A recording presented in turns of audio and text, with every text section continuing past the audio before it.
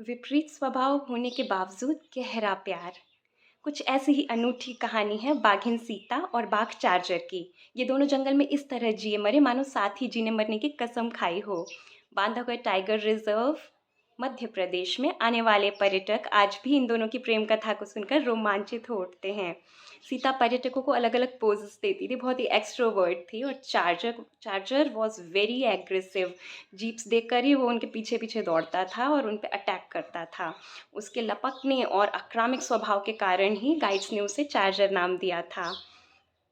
Guides बताते हैं कि अगर ये दोनों कपल्स नहीं होते तो शायद आज बांधवगढ़ में इतने सारे टाइगर्स नहीं होते। Currently it has the highest density of tigers in whole of the world.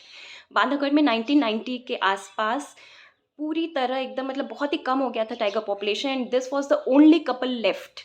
इन्होंने साथ में मिलकर बाघों का कुनबा बढ़ाया। सीता 5 बार माँ बनी, उनमें से करीब 23 शावकों का जन्म उसने दिया। और आज बांधवगढ़ में जितने भी बाघ बाघिन हैं उनमें से ज़्यादातर जो हैं वो उन्हीं के वंश के हैं। सीता खूबसूरत थी, फोटोजेनिक थी, बहुत ही टूरिस्ट फ्रेंडली थी, and charger was exactly opposite in nature. दोनों ने खुलकर पर जिंदगी जी और सीता ने शावकों को जन्म दिया। तब चार्जर बाघों के ओरिजिनल बिहेवियर, मूल स्वभाव के विपरीत कुनबे के फैमिली के साथ रहा। In fact there is a story which says that उनका एक जो बेबी था उसको थोड़ा पैरों में प्रॉब्लम थी, जैसे अपने पोलियो नहीं हो जाता है कुछ, something like that. He was limped, वो थोड़ा ऐसे ऐसे चलता था। ही वॉज नेम्ड एज लंगड़ा। सो लंगड़ू को उसने 4 साल तक रखा। Otherwise this is a very rare case in which the male tiger doesn't allow any other male even if it is his own child to stay for this long. And Charger ने सीता के शावकों के लिए शिकार भी किया, मतलब कि as a father he did his duties like a human being, fatherly feelings के साथ, which was very rare in this animal kingdom of his. Charger जब बूढ़ा होने लगा था उसकी आंखें कमज़ोर हो गई थी, उसको कैटरैक्ट हो गया था, मोतियाबिंद।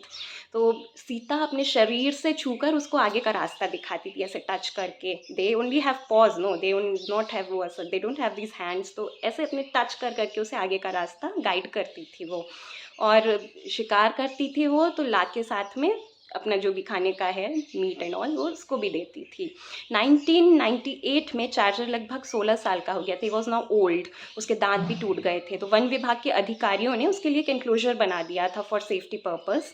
पर वहाँ से उसे बाहर, अब Sita was like healthy in that time and he was much much old.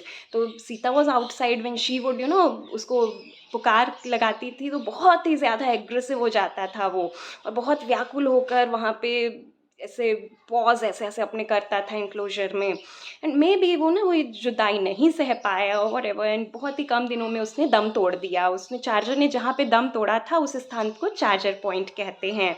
And थोड़े टाइम बाद Sita also was no more. And one more thing, Sita was from a different metapopulation, Khitoli, and Charger was from Gunguni metapopulation. तो इसमें जो वंशानुगत लक्षण थे वो पूरी तरह अलग थे। So maybe this was one of the reason कि इनकी जो उत्पन्न संतानें थी वो लंबे समय तक जीवित रहीं।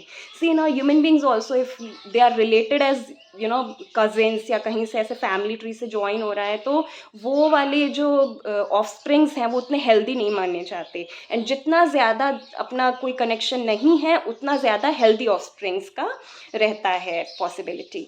तो आज बांधवगढ़ में इनकी 11वीं पीढ़ी, 11th जनरेशन जो है वो विचरण कर रही है।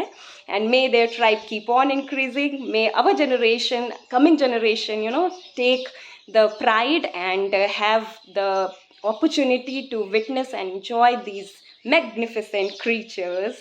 Have a great day ahead.